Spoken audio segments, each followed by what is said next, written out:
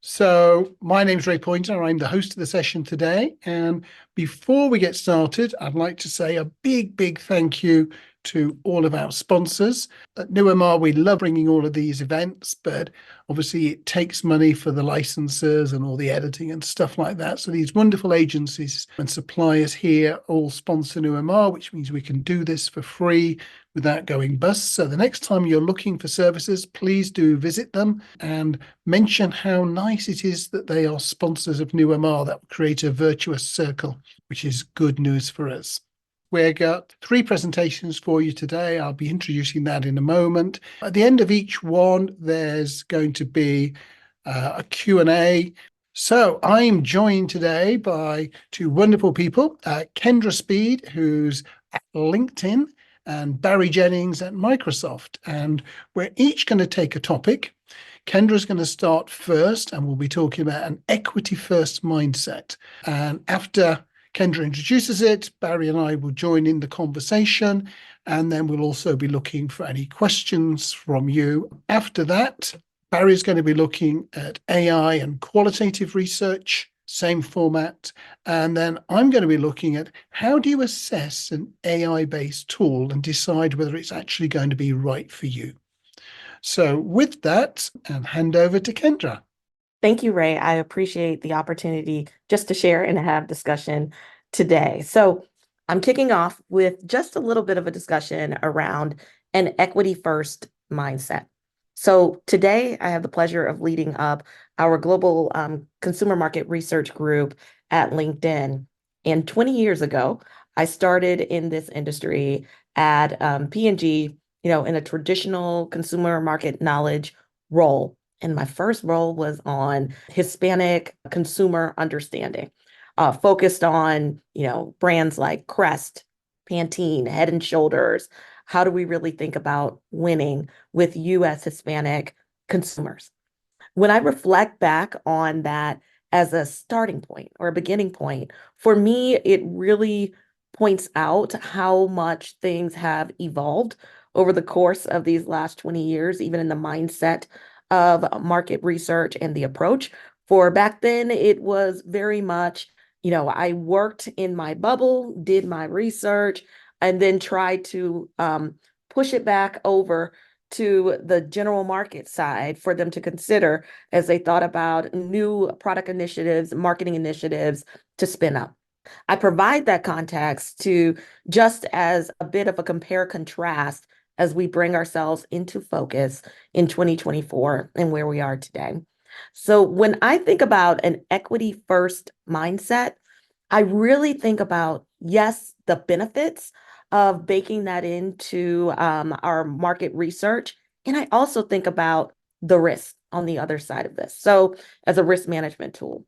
From a benefit standpoint, it's very helpful in thinking about how we might bake in equity, a total market view at the forefront of the work that we do from the standpoint of really being able to think about how we grow. When you think about from both a US and global centricity standpoint, when you think about where the next level of growth will come from, it really will come from, places of diversity. And when I speak of diversity, it goes beyond, ethnic diversity that I was looking at 20 years ago, but really thinking about how do we have a broader lens and broader understanding of the consumers and marketplaces in which we serve.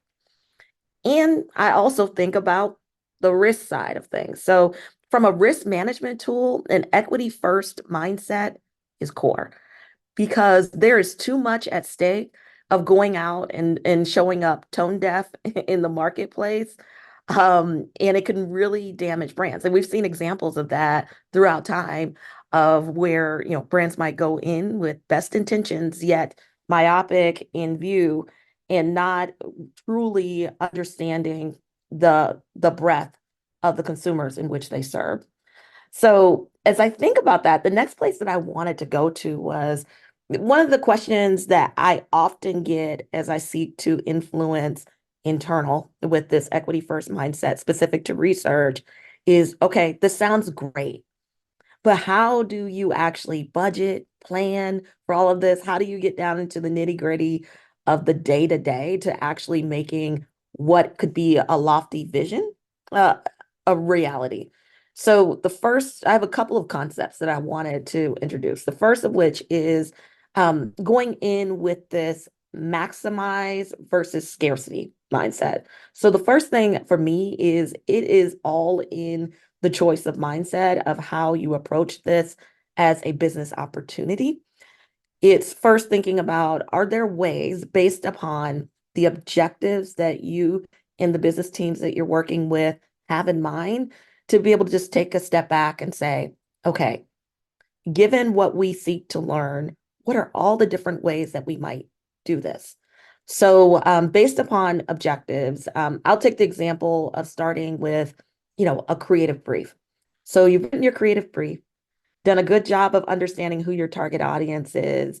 And within that creative idea, you're seeing different pieces come to mind. And whether it be, we really want to focus in on older users of our product and be able to communicate how this can relate to a very human-centered tension that they have.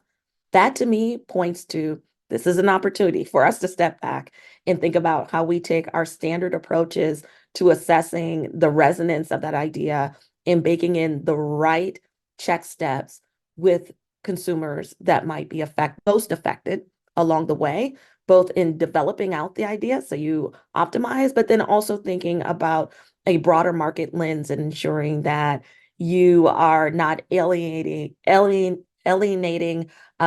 your consumers beyond a tolerable limit. And so I say the beyond a tolerable limit because as you go in and seek to do this work, oftentimes there are trade-offs that you're making in thinking about in order to capture growth, in order to really grow relationship with the breadth of the markets in which you serve, there are some trade-offs that need to be considered.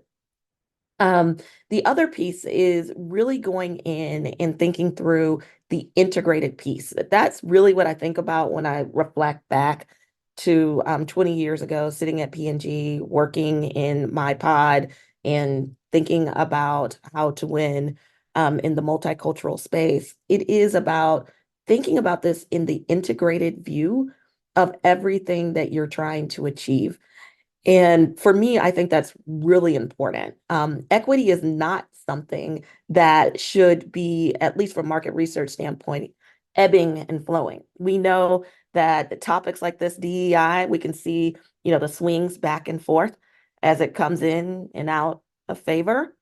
As I think about equity, it is a growth lever. It is a key piece as we think about building the business. And so as we approach research planning, it is with this, total market mindset and really saying, what are the best ways to reflect that?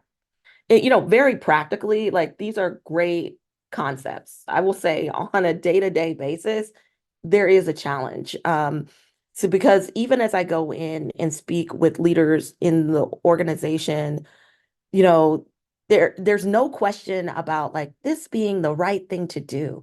Yes, we want to understand consumers in our emerging markets, but then there are the practicalities of the time and the cost. And so it becomes this partnership of, even working with who are people within the organization who have similar concerns. So in my case, I was looking around and saying like, ooh, our social team is doing a lot in this space. Our brand marketers are thinking about this a lot. How do we begin to experiment and start small to be able to build up a couple of cases to be able to share more broadly into how can this work? How might this work? Also involving these partners who are very skilled at storytelling and taking this beyond a sharing of high level data points into something that really talks to the how integral it is for business growth. So it's all about building up this business growth story. I'll be quite honest. I've long focused in on the benefits, kind of this gap analysis understanding of saying, how do you look at the gaps that might exist from either a category development or importantly, a brand development of among different groups or segments of consumers.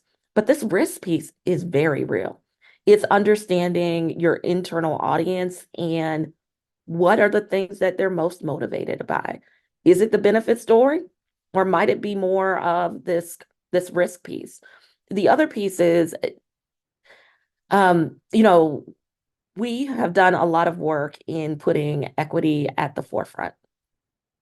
And I view it as a leader within the market research space as important for me to think about what are ways that me and my team are committing to an equity first mindset every day and leading and owning from the places in which we have discretion over budgets, discretion over timelines, and then leveraging that as we're gaining momentum and getting buy-in in other places throughout the company. That's just a little bit of a preamble to the discussion, but I wanted to pause to bring Barry and Ray into this because I would love to hear your perspectives. And then also, if there are any questions, please drop them in the Q&A or in the chat, because I'm very interested in how others are thinking about equity in their work, how it's showing up. What are some of the challenges that you're finding? So, Kendra, your brief is global. How does this perspective change from USA to other parts of the world? Yeah. So what I will say is, some of the work that we've done is gone beyond just kind of US, ethnic diversity into being able to think about it globally. So with that, we've put together a global toolkit that really seeks to understand within different markets, what are those key topics around equity? What are those key considerations? And very importantly, I didn't talk that much about it, but it's the partnership with our suppliers, with our vendor partners, in being able to say, we're in this together. Help us think about understanding of the markets because of day to day, they are in the markets with the global footprint. And so gleaning from some of that learning, but then also being able to bring that back. So as we think about putting together a research brief, it is the revised brief of saying, like, asking ourselves the question. Honestly, I think one of the biggest things, like, if I were to leave this discussion, what could I do today toward, leaning into an equity first mindset that doesn't require a budget spend or a change in time, is including some of these questions that you're asking yourself, that you're asking your team, so that there's an actual acknowledgement and appreciation and consideration as we're going through our learning processes. I have a question. I loved your framing of, everybody thinks it's right, but there's always that balance of time and cost, probably ROI and all sorts of other stuff as well. And so P&G, I think you said 20 years ago, right? Yes. The world is very different and very much the same in many ways. How is the composition of that shifted in your opinion? I can imagine, as you're thinking about risk and reward, the barriers to the rewards and the promise of the rewards are probably perceived very differently today than maybe they were in the past. What's been the kind of the same, and what's shifted in your mindset? Because I'm guessing the things that propelled this equity mindset and this equity capability, some things are persistent and some evolve. And I'm curious what you think those things might be. Oh, thank you for that. And the opportunity to pause for even greater, deeper reflection. As I think about 20 years ago, I know a big mantra that we had was all about, like, it was very much kind of America, US centric in what we were talking about. And we were talking about, the changing faces of North America. So I guess North America focused. And it was all about the projection of what was to come as we thought about the changing composition of the population. So it was very steeped in things like demographics, things that you could easily quantify, point to, project out. And it was very much kind of like gap focused. Like, hey, we have this, the share gap. This is something we can go after, and also something that you can probably show really good results, against in a relatively short time. So it was very much kind of like this, in some ways, now that you have me thinking about it, even more of like this tactical business capture, right? Like when you think about like what the activation of that looked like it was heavy, like shopper focused, heavy retail focused, and like you just think about like distribution, getting that all right, and just seeing it at the fundamentals on that piece. When I think about what that imperative is today, this is no longer like this projected out view of 20 to 30 years and saying like what it will be. We are living this today, especially as we think about younger generations and think about how that composition is so quickly changing. And then also just our understanding of what diversity actually is. Yes, I am what I will say topically, passionately oriented in that space of like multicultural. And there are so many other types of diversity and considerations, as well as this broader marketplace view of saying, like, how do the things that are happening more broadly actually impact the lives of consumers? So I'm feeling like there's a lot more, especially like as I think about the toolkit that we developed, a lot more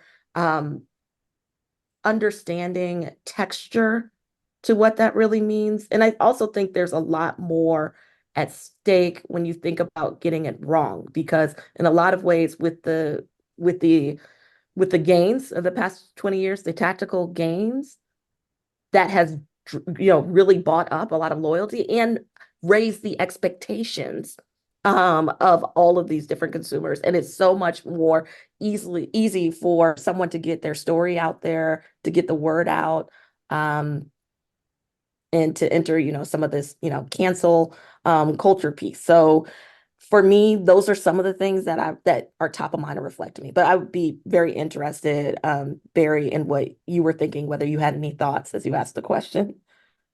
Yeah, I mean, the whole subject is fascinating.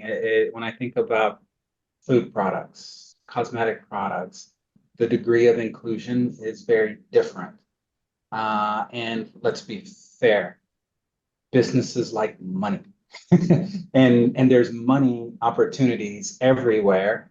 And I believe there's just less friction these days, generally speaking, in terms of, getting product A to a market and pricing it right for customer Q, R, X, and W. And to produce a product takes investment. Someone has to make a call, someone has to make a bet. I think a company needs to have a mindset, a focus, an attitude of expansion to do that. And I think that's I don't know. I think that's an exciting space, actually. We've got two fantastic questions in the Q&A tool. So I'll take the second one first because the previous one jumps nicely into the next topic. So the second one, we've worked with client insight teams to develop inclusive studies, but then sometimes a stakeholder comes along in a readout and complains, this isn't a representative sample. Any thoughts about, have you come across that and have you responded to this? But hey, we wanted national representative samples. Yeah.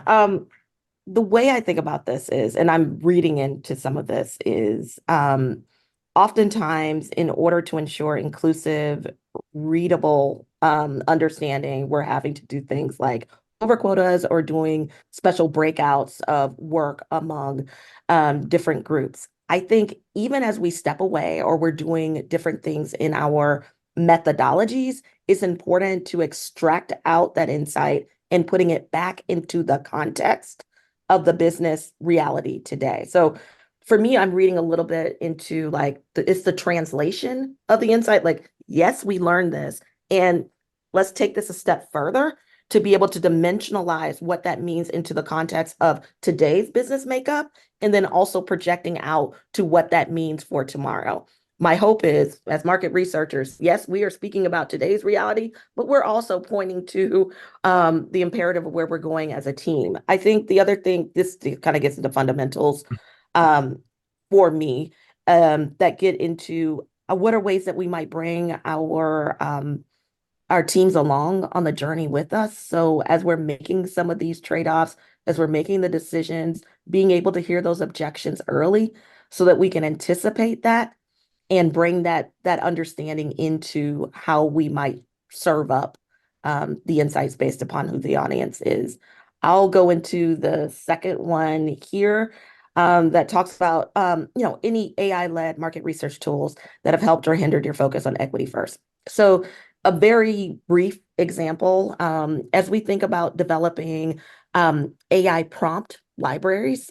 So one thing that we've experimented with is thinking through how do we help researchers across the team consider some of this in their research. So we've just even built in prompts that help, one, get people familiar with those questions we should be asking ourselves, but then also that they can lean on as they're looking at leveraging, really quick feedback, from prompts that they're developing. So one would be like, yeah, just developing prompts that would help engage researchers, marketers in being able to lean into an equity first mindset.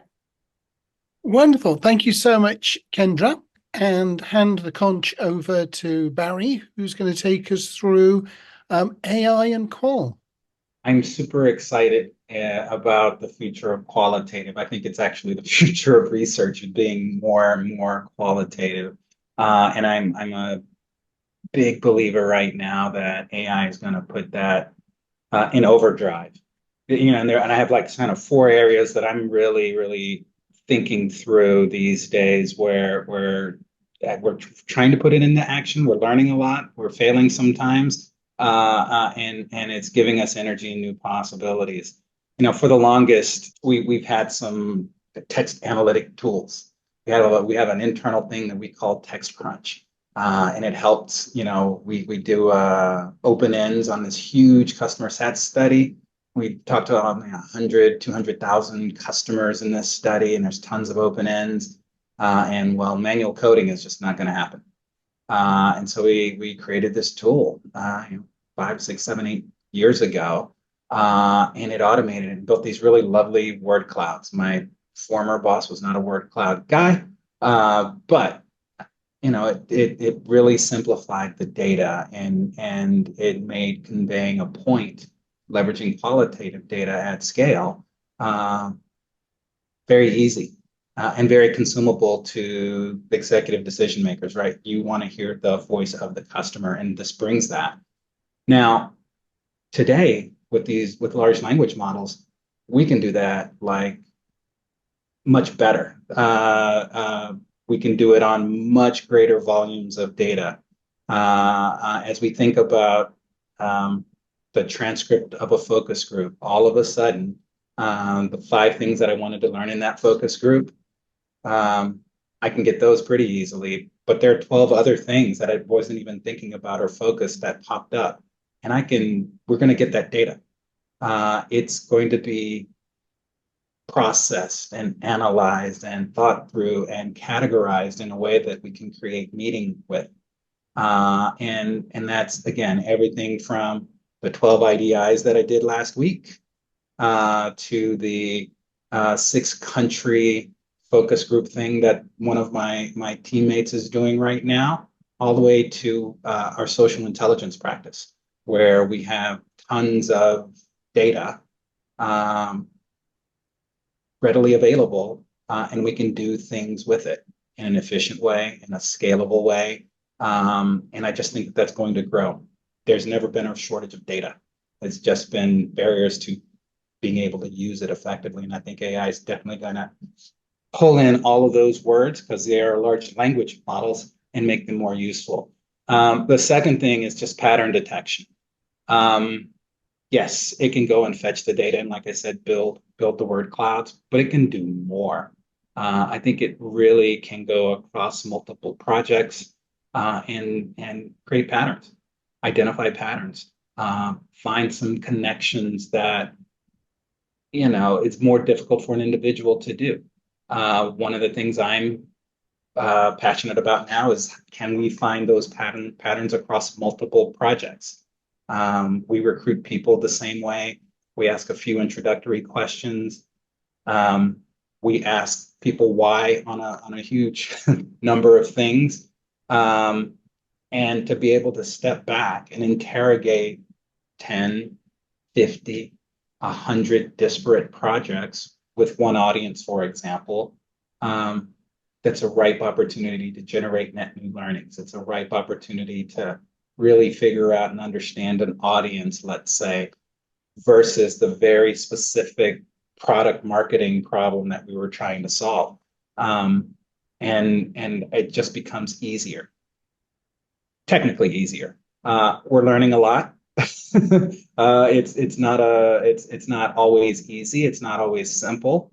But we're early in the journey, and I think the potential is super, super strong.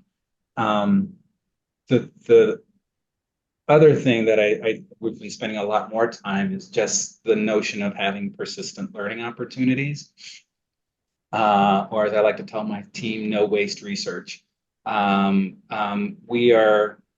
We're doing an experiment where we're putting lots of video in one place, and we can query that video, and we can ask it questions. We can come back to it in a month and ask it different questions. Sure, that I'm not trying to say the data is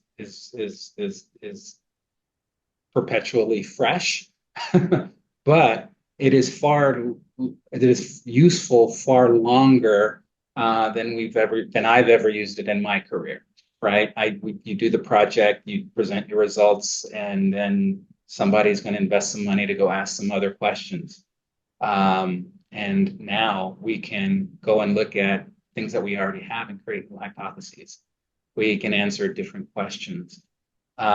We can use them when we are scoping research to reduce our asks and make them more efficient. A lot of times my stakeholders come in with a question that's this big, and they have $50,000 to answer it. And we can't do that. The math doesn't work. But if I can go and interrogate some data, and I can knock off 4 or 5 of their questions, it gets a little bit smaller. And if I can also suggest a few things that are actually more pressing or more relevant to the problem, but we didn't go deep enough, it makes it a bit more focused. And that just takes a little time, not a whole lot of time. It's not months. It's not weeks. It's barely hours some days. And again, it's not perfect, but we work in a business where we need to build a hypothesis. And by going back to things that we have with great respondents, in my case, I have respondents that are in technical audiences. They're expensive. They are hard to reach.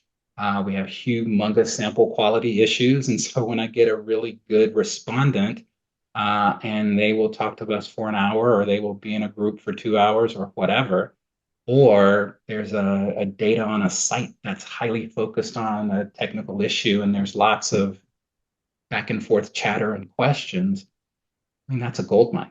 That's ripe opportunity for learning. And being able to do that in an efficient, effective way, and in a perpetual way, an ongoing way, I think that there's gold there. I think once that, and again, it's a more idea than reality, but when that becomes a practice for a research manager on my team, that's going to save us time. That's going to make us ask probably harder questions that deserve that research investment. And then also when we get those answers back, we put those into the system, and they make that system a bit richer as well. And then the last thing, and Ray's going to go deeper on this, I know, But this notion of synthetic data, and I'm not going to try to define what it is or say what I think it means, because that can be yeah, that can be we'll be here all day. But the potential and the potential use cases are pretty strong. Being able to create a realistic data set that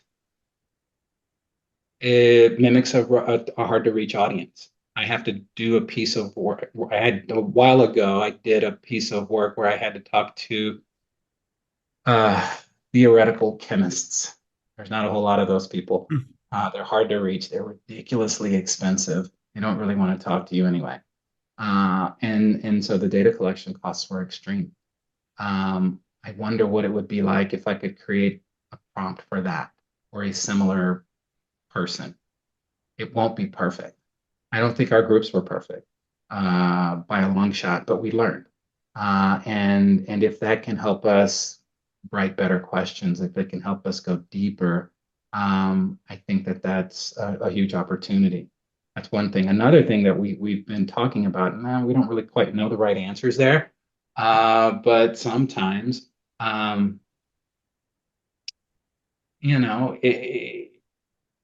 is there, what about privacy? In synthetic, what am I doing to people's privacy if I'm leveraging synthetic data? Now, that's a whole huge debate. I'm sure we're going to have at another point.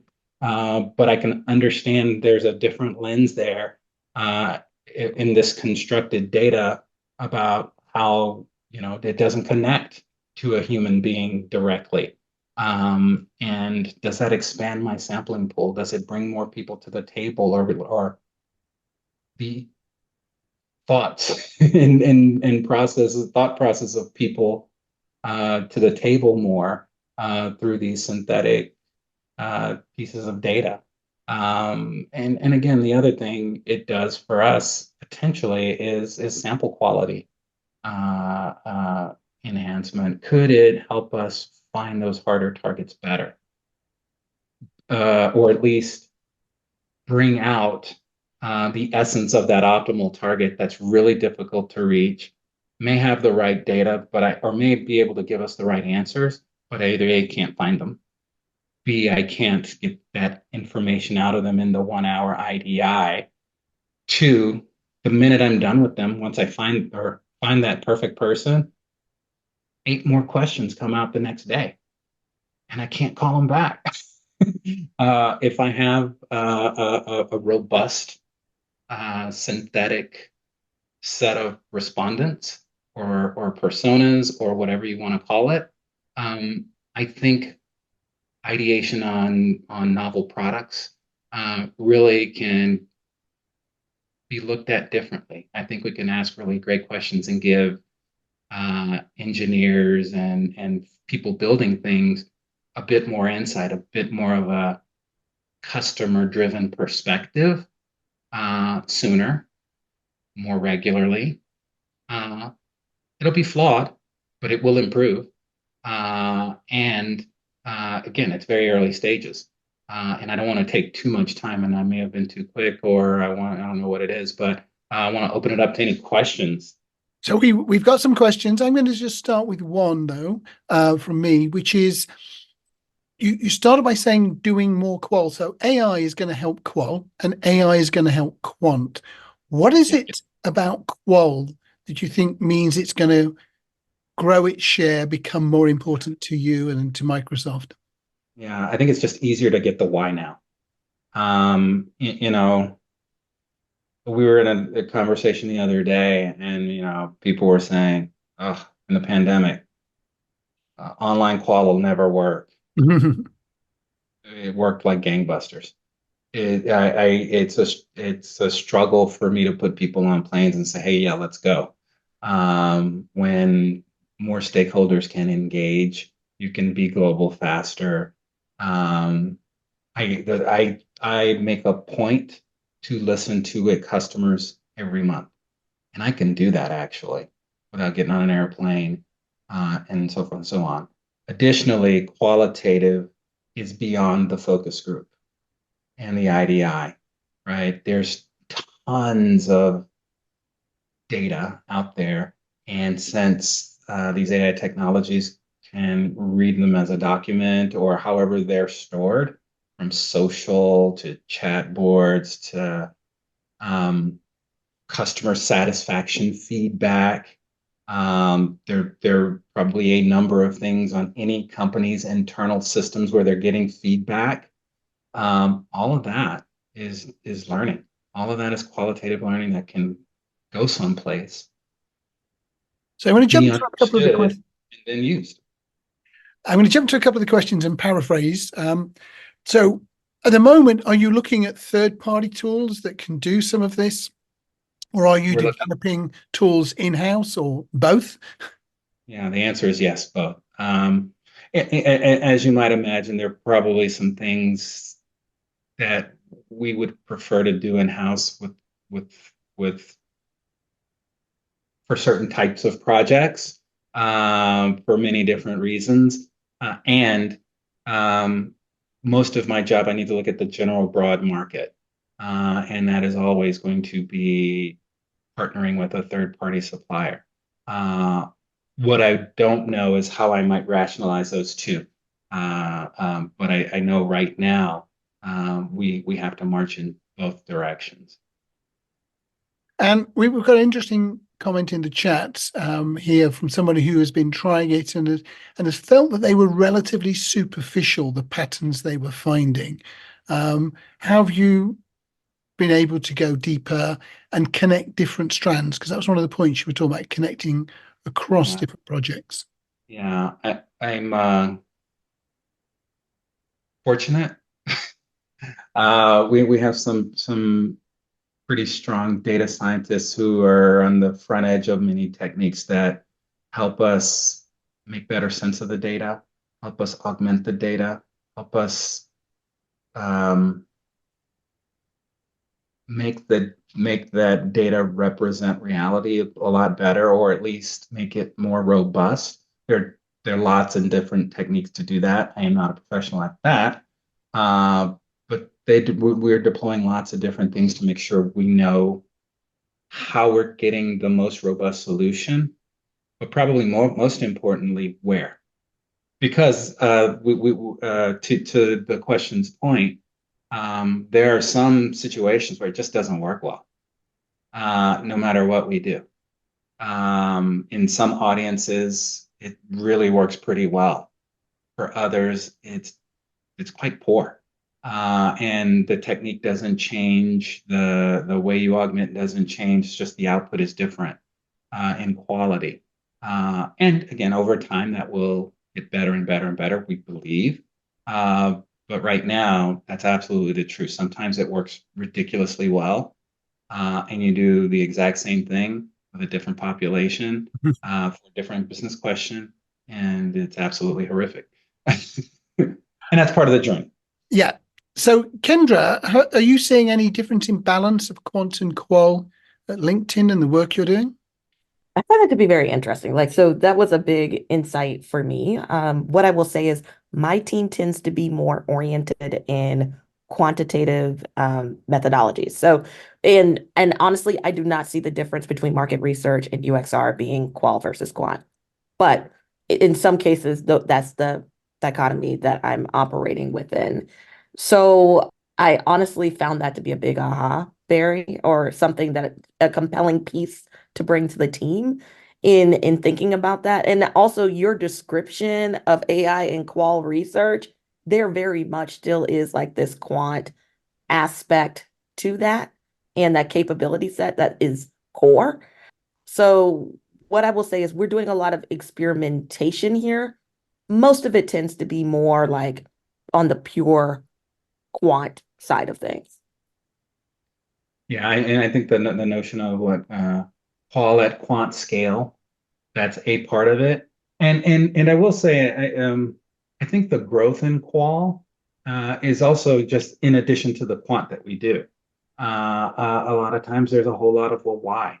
And it's easier for us to get to the whys, and there's more that we can do with the whys. Super. Okay, so we've got one more question, which I'm going to come to right at the end of the session, because I think it's more of a wrapping up type question, and have a look at how do we assess AI-based tools. And the first thing I should do is I should say that last week or the week before, SMR launched its 20 questions, which are questions that buyers can ask vendors. And I think Barry worked on the working group that produced those questions. And there's lots of good advice in those 20 questions, such as how much experience does this vendor have? How does their AI work? Who owns the intellectual property? And all of these are essential steps. But it's not what I'm going to talk about today. What I'm going to talk about today is assessing AI through the prism of workflow.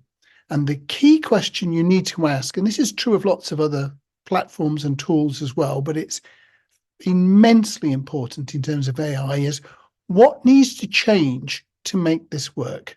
If I'm going to bring this in, what do I have to change in order that it's going to work? And really, there are two cases. There's an easy one and a hard one. The easy one is we're going to use AI to replace something you already do. And the second is where AI is going to create a brand new opportunity. So thinking about this, where AI is going to replace something. So we've got old-fashioned chatbot surveys going on, and we're going to use human-like avatars. In fact, we've got surveys going on. We've got some quant surveys going on, and somebody comes to us and says, you use these human-like avatars. They're going to have real conversations. They're going to probe in a way that's relevant to each person. So we're replacing the survey with the chatbot. It's a like for like. Well, who is going to design the projects? Will it be the same people? Are these people who know all about surveys the people who know about designing conversations? What skills do they need to learn? So I saw a really nice paper recently that was using human-based avatars in Indonesia, using culturally sensitive avatars. So they had the women were wearing hijabs when they were interviewing Indonesian Muslim women. And that's fantastic use of technology, but you've got to be aware when you go into different cultures and different places that you actually get it right, because you could be very nearly right and completely wrong when you move into these cultural areas. How are studies going to be checked? How will clients sign them off? Clients know how to sign off a survey, but how do you sign off a human avatar thing? How will the outputs from the study be processed? So studies give us grids, effectively. We've got rows, people, and a relatively fixed number of columns.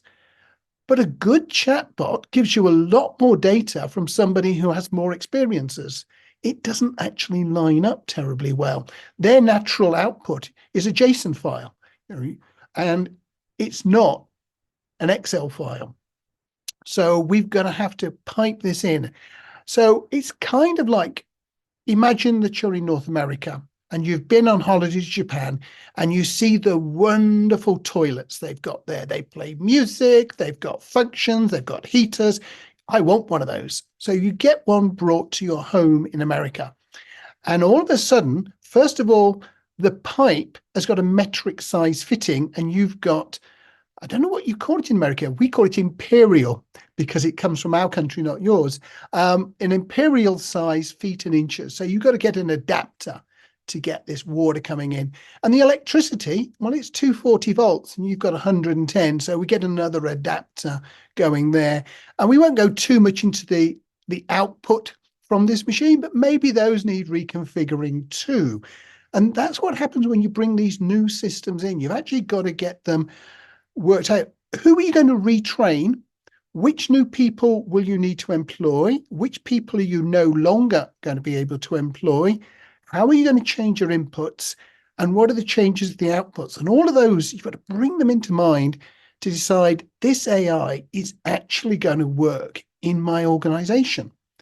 Then we get the trickier one, which is where it creates a new opportunity. So let's say somebody invents, and I'm hoping that nobody has, because otherwise it's not quite such a good example, a smart camera device, a little bit like Google Home or something like that. You'll put it into your kitchen and it's going to keep a continuous filming of what's going on. It's going to ask smart questions using the intelligent chatbot. And it's an ethnographic study. And over the course of, we put 1,000 of these in 1,000 homes and we run it for 2 weeks. So now we have real scale, and it's going to generate insights. And after that month, it's going to analyze it and it's going to produce a report and tell you there are this many personas, there are this many characteristics. This is how much food is wasted. These are the hygiene problems. This is where cross-contamination is happening, whatever it is that we're trying to study. What you've then got to think about, if you're the vendor of this, actually, as much as anything else, is who has the need that matches what my tool's capable of doing? Do those people know they have this need? When Millward and Brown, they were two real people, Gordon Brown and Maurice Millward, invented brand tracking, they did identify that companies wanted to know whether their advertising worked or not. So there was a need and companies knew they had that need. When you see new products that fail, it's quite often there might be a need, but the potential buyers don't know they've got this need. If they do know they've got this need, how are they going to learn that you have got a solution? What are the channels? How often do they have this? And I've got a team that do AI solutions. We had a couple of very interesting cases where people came to us and said, we're spending 18 man days or person days a year solving this. Could you automate this? And the answer is yes. It would probably cost about the same as you pay these 18 people. And the solution may not work next year because the systems are changing. It may only cost you what it would cost 3 people next year. So quite often, if you don't have a problem often enough, it doesn't make sense to do the automation. What will they pay to solve this problem that they're currently not solving? And then can other people easily replicate your solution? Quite often you'll see a new technique coming through, and if it's based on a really simple use of AI, frankly, anybody else can do it too. So you've got to wrap it up in some level of service or support or insight before it's really going to work. So when you're looking to buy a new tool, assess whether it works. Take these SMR 20 questions. That's your absolute starting point. But then think about workflow. What would you have to change in your organization to make it actually work? Kendra, Barry, any thoughts? So thanks for sharing all of that. I took lots of notes. One thing that really resonates with me is looking at our ways of working and how these tools fit into the ways of working / what are the changes that we need to make. This whole piece around like the awareness, kind of the awareness building, like getting to the point that you can actually articulate whether you're client side or on the vendor side, like what are the true needs that we have or the true problems. So we're not just adopting things for adoption's sake, like, oh, MR is changing, we need to get into this, but being very clear about what are those tool sets, capability sets that we need to develop unique to the organization to have that happen. And I think also providing the space for the people resources, understanding that, right? Like doing the due diligence to outline what that is, but then also choosing to opt in or opt out of that based upon comfort level. So those are some of the things that kind of resonated with me based upon what you're talking about. Yeah, I mean, inside the client organization, I've spoken to so many people from insight teams who say, I wish they knew that we could solve that problem. They've got a problem over there, but they didn't come to the insight team. And actually, because even if it's not insights, they might think it's an HR problem, but actually we can give them a lot of information about what people really think and motivates them. You can disagree if you want. That's still okay too. It's not a disagreement. It's like a lot of this stuff. I think what we know and what we feel about it right now is going to be different in 6 months. Yeah. right now I'm a big optimist and I'm leaning hard on the potential. And the reality is it's finding what's, I believe right now it's all about defining what fit for purpose means for any particular tool.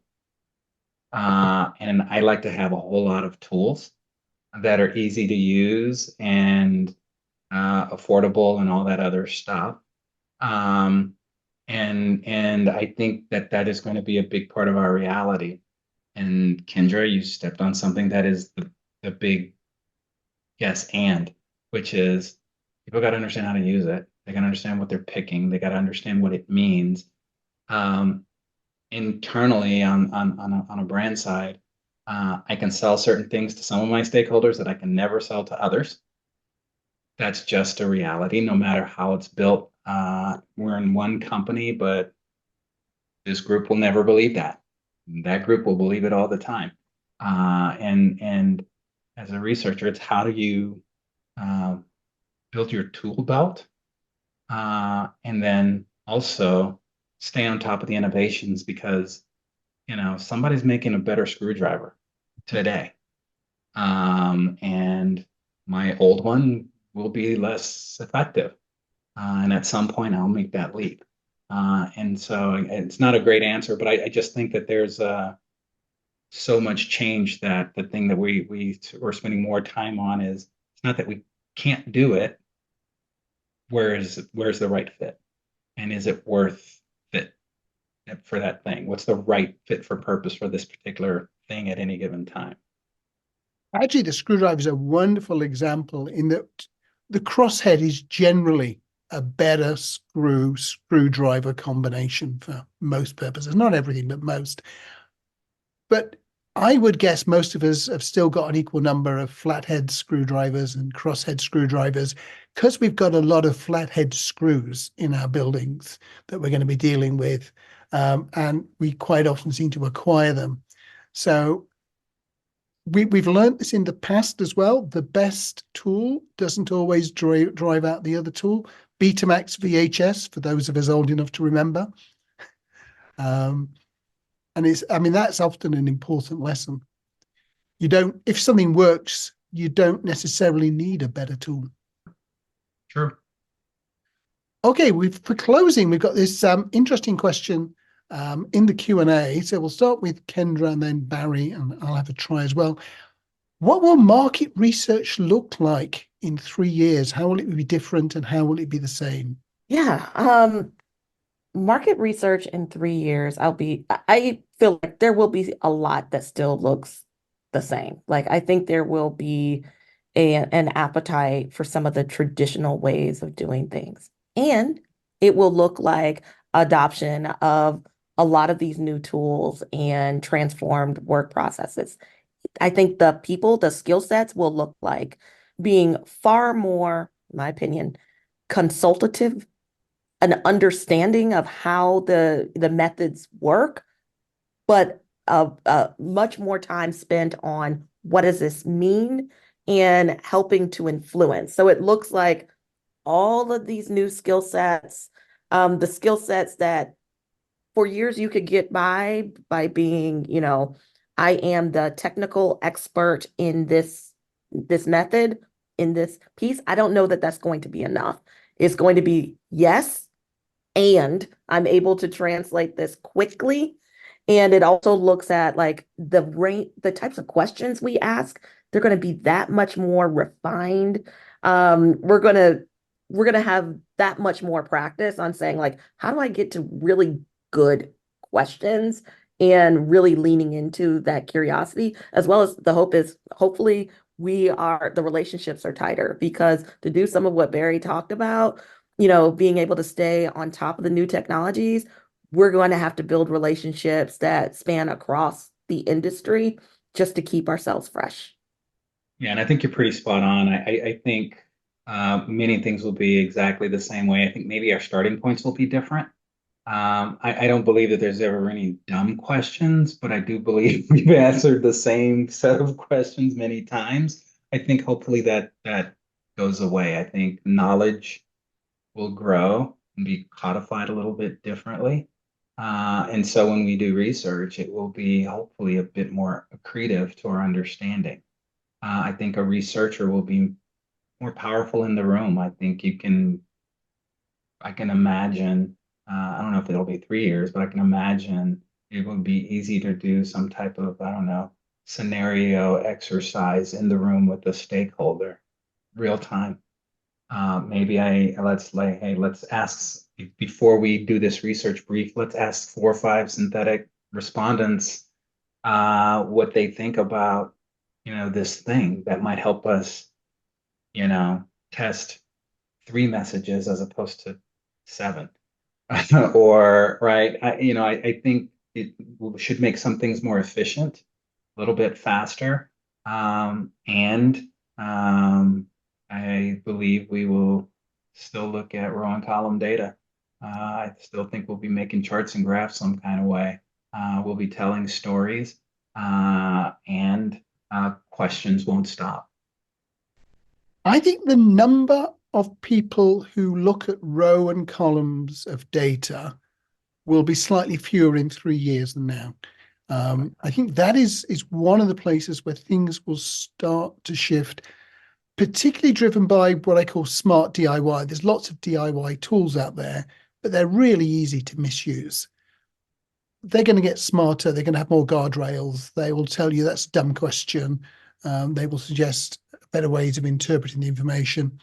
I certainly think we're going to see maybe 5 or 10% of all the data we use being synthetic in 3 years.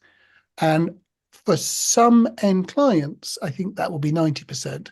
There are always early adopters and late adopters. So there will be lots of people doing a bit of it, but there will be a few people who dive in really, really deeply. But I'm going to add 2 negatives and a positive. The last one may be a positive. So the 2 negatives: there is going to be more output generated by insight teams, which is the last thing most end clients and stakeholders want, because it's going to be even easier to write multiple summaries and multiple charts. And most of the AI I've worked with so far is verbose. So all of that is going to be an issue. Within 3 years, we will have at least one AI catastrophe, along the lines of those lawyers that claimed to be quoting real cases that were in fact hallucinations out of ChatGPT. We will get somebody using something like synthetic data, or they'll have an automated analysis and it's going to be completely wrong and it will go very public. So I think there'll be at least one of those. And then the one that I thought was going to be good, but maybe not everybody thinks so, is that people who are really good at using these tools are going to do really well over the next 3 years. If you can use the tools better than the people around you, you're going to be in a really good place, I feel, over this time. Okay, there's another webinar coming up next week, using AI to supercharge your qual research. That's a commercial webinar, so it's got a solution coming with it. Then a couple of courses: how to use ChatGPT with qual research and how to use it with quant research later in the year. Big shout to the Patreons who help fund NewMR, and a big shout out to all of our wonderful sponsors. And of course, thank you, Kendra, thank you, Barry, and thank you everybody who came along and asked such wonderful questions. See you all next time.